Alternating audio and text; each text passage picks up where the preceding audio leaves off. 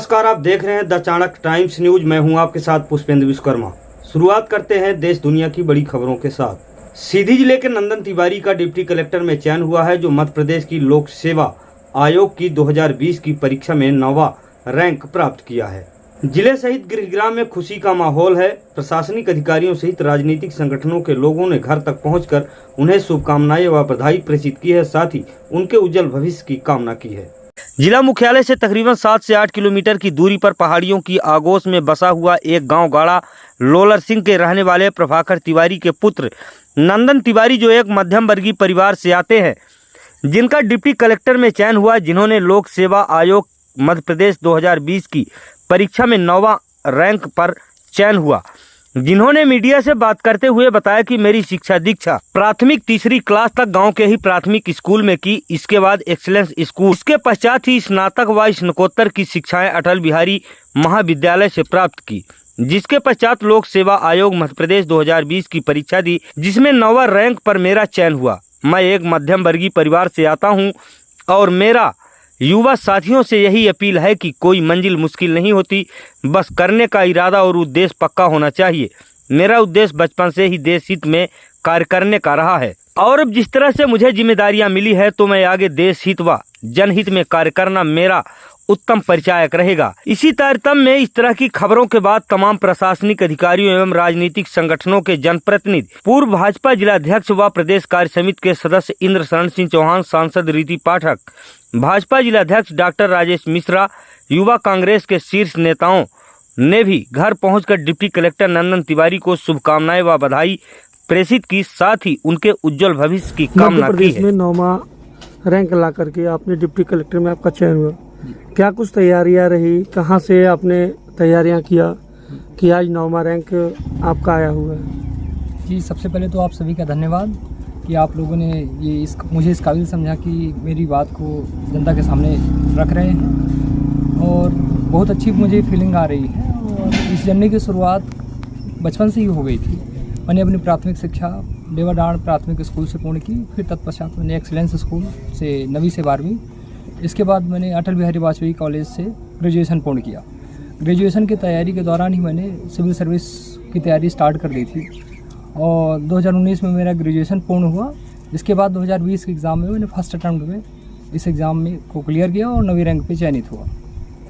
जिस तरह से पहाड़ियों की आगोश में ये गांव गाड़ा एक है लोलर सिंह, आपने यहाँ से एकलौते हैं जो जिले में आपका डिप्टी कलेक्टर में चयन हुआ, तो यहाँ के इसका श्रेय आप किसको मानते हैं? गुरुजन, माता पिता, किसको श्रेय जाता है यहाँ तक पहुँचने में? जी, इसका श्रेय मेरे पूज्य पिताश्री, मम्मी और भैया, इन सब के सहयोग से ये काम सफल हुआ और पिताजी का संघर्ष, मम्मी पापा सबका संघर्ष ही इस मुकाम तक मुझे ले पाया।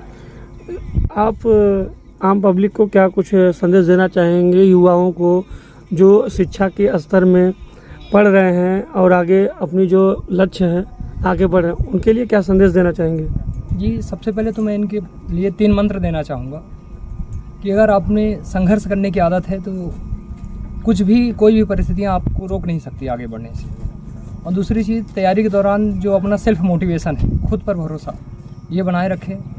धैर्य एवं निरंतरता ये आपको सफलता तक जरूर पहुँचाएंगी। बेशक पहले अटेम्प्ट नहीं, बहुत सारे ऐसे लोग हैं जो असफल हुए हैं। मैं उन सबको ये कहना चाहता हूँ कि आप धैर्य बनाए रखें, अगला वक्त आपका होगा और एक न एक दिन आपको सफलता जरूर मिलेगी। लक्ष्य जी, मुझे यूपीएससी के लिए, सिविल सर्विसेज के लिए आगे पढ़ाई करनी है और आगे मैं तैयारी करूँगा, कंटिन्यू करूँगा। आपका जिस तरह से हुआ, आपके ज़िले के जो छात्र संघर्ष के साथ पढ़ रहे हैं, उनके लिए आपका क्या संदेश होगा? किस तरह से सफलता हासिल करें, पढ़ें कि वो भी उच्च स्तर तक जाएं? सबसे पहले तो अपना गोल डिसाइड कर लीजिए कि आपको किस फील्ड में जाना है। सिविल सर्विस में जाना है कि नीट पे डॉक्टर बनना है कि इंजीनियर बनना है। हर किसी को अपनी अपनी फील्ड तय कर लेनी चाहिए और जिस फील्ड का जो सिलेबस है, उस सिलेबस के हिसाब से अपने को तैयारी करनी चाहिए। और तैयारी के दौरान बिल्कुल सबसे ज़्यादा कंटिन्यूटी मेंटेन करनी महत्वपूर्ण है। तैयारी तो हर कोई करता है, लेकिन कंटिन्यू तैयारी करने में समस्या जाती है, तो ज़रूर सफलता आपको मिलेगी। अपने आप पे बनाए रखें और मेहनत तो लगती ही है, मेहनत करने से घबराएं नहीं और जिस दिन आप सफल होंगे उस दिन आपको सब कुछ मिल जाएगा। निष्ठा है, हर चीज़ आपको ऑटोमेटिक मिल जाएगी। वो जो 2 MB की PDF खुलती है उसमें एक दिन में आप चेंज हो जाते हैं, आपका कद नाम से सर पे पड़ जाता है। तो आप लोग मेहनत करते रहें, मैं यही संदेश देना चाहूँगा आपको। जिस प्रकार से पूरे मध्य प्रदेश में 9वां रैंक ला करके आपके पुत्र ने डिप्टी कलेक्टर में चयन हुआ है, क्या कुछ कहेंगे आप? जी बताएं। हाँ कहेंगे। पहले तो आपको धन्यवाद, आप यहाँ तक आए सबके। और तत्पश्चात मैं एक ही चीज़ कहूँगा, हमारे लिए तो बहुत गर्व की बात है। एक पिता के लिए इससे बड़ी खुशी, ये खुशी का अंत है, इससे बड़ी खुशी नहीं होती है एक पिता के लिए। और मैं और पिताओं को संदेश ये देना चाहूँगा कि यदि पुत्र की इच्छा है कि हम डॉक्टर बने, हम इंजीनियर बने, हम प्रोफेसर बने या कलेक्टर बने, कुछ भी बने, तो अपनी मर्जी ना हो कि पुत्र नहीं हमारा मन है एसपी बनो तुम, और लड़के का मन है कलेक्टर बनने का, कि मन है टीचर बनने का। तो जो लड़के का मन है उसी में लड़के का मनोबल बढ़ाओ और